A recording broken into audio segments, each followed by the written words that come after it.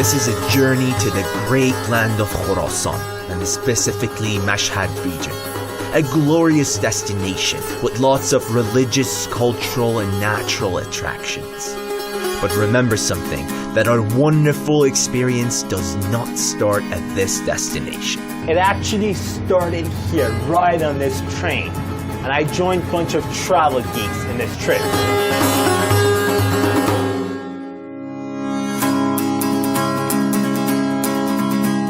These travel geeks are a bunch of young and old guys and girls who have visited almost every corner of this country. Traveling is not just their hobby, but it's actually their job. There are tour guides from all around Iran traveling together to Mashhad for their annual gathering, which is a huge event. It's a tour of tour guides who have different visions and expectations about their destination. مشهد شهر زیارت، شهر امام رضا.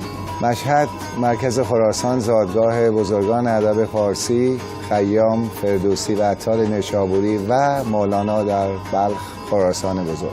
خراسان فیروزه نیشابور، نادرشاه افشار، امام رضا. Every trip to Mashhad, no matter for what reason, starts from here. A place that re-energizes you with holiness and spirituality. The holy shrine of Imam Reza. Ali ibn Musa Reza, also known as Imam Reza, is the 8th Shia Imam, who was buried in a village in Khorasan, which afterwards gained its new name, Mashhad, the place of martyrdom. His holy position made his tomb a sacred place for pilgrims to worship. Millions of people pay pilgrimage to the holy shrine, undoubtedly the largest and most magnificent of its kind every year.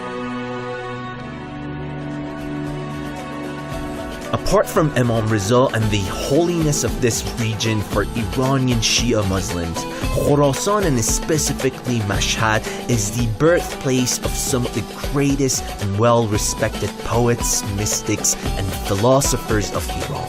The great Ferdowsi was born and died here, but truly he represents all these different ethnic groups from all over Iran. Today, the tomb of great Ferdowsi is hosting hundreds of tour guides from every corner of Iran. And this is not just surprising for me, but also for this event's special guest, Ruby Brody, who's the Vice President of the World Federation of Tourist Guide Associations. She has visited Iran 4 times so far and is still planning for the next trip. It is really impressive, not only the number of guides, but the welcome and how each guide speaks about their region and how passionate and how much they love their areas. So each one knows and are knowledgeable about it, and this is the key thing about tourist guides around the world, and it really does show that here in Iran. The Persians regard Ferdowsi as the greatest of their poets. For nearly 1,000 years, they have continued to read and listen to recitations of his masterwork, the Shahnameh, in which the Persian national epic found its final form.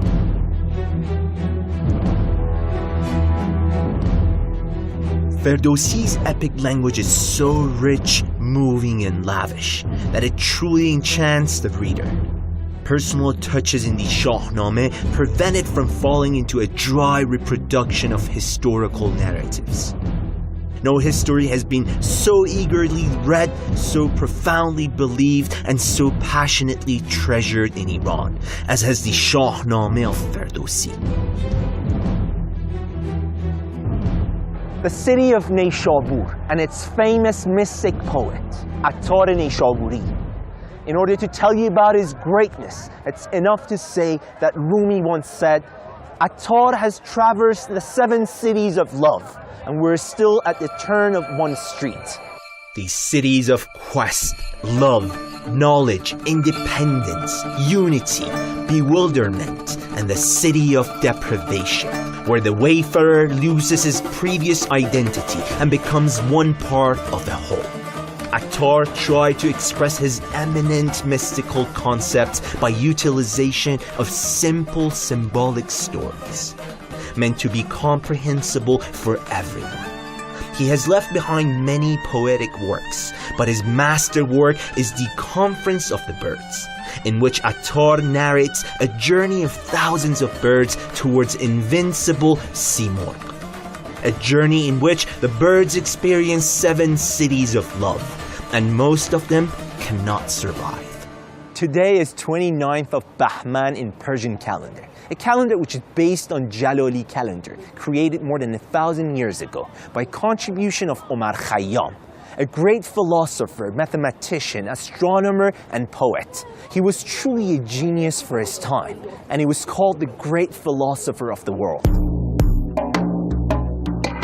Khayyam himself rejected any association with the title philosopher in the sense of Aristotelianism and stressed he wishes to know who I am. Khayyam the philosopher could be understood from 2 rather distinct sources. One is through his rubaiyat and the other through his own work in light of the intellectual and social conditions of his time. There's nothing more pleasurable than finishing an exciting day in Nishabur, next to the tomb of the great master Omar Khayyam, and reciting his poem. We are no other than a moving row of magic shadow shapes that come and go, round with sun-illumined lantern held in midnight by the master of the show. Here's another beautiful day in Mashad, where almost 600 tour guides are getting ready to move on and see the rest of the attractions of this region.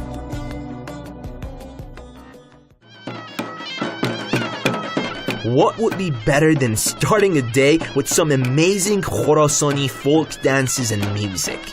Super talented performers from all around this region gathered at this beautiful garden to welcome us and show off their amazing skills. Some of these performances are way more than a dance and have strong roots in the cultural and spiritual aspects of lives of people of this region, like the wheat dance or alfar, which shows steps of planting, tending, improving, and harvesting the wheat in a farm.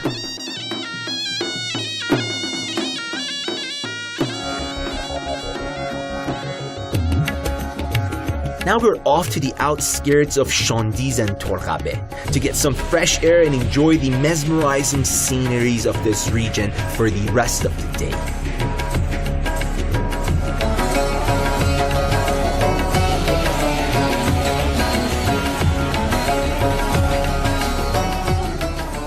Being on a tour with almost 600 people, it's a lot of fun. But let me tell you something, it's not an easy job at all, because there's no time to relax. And being here, out in the nature, is something that I really needed to have.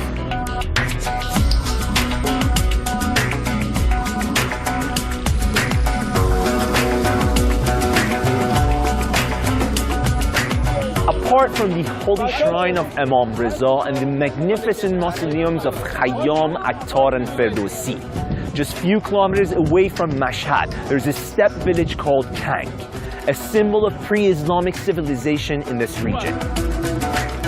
Just 40 kilometers west of Mashhad, surrounded by Binalud mountains, there's a steppe village with houses on top of each other that has given a very special character to the natural beauties of this region.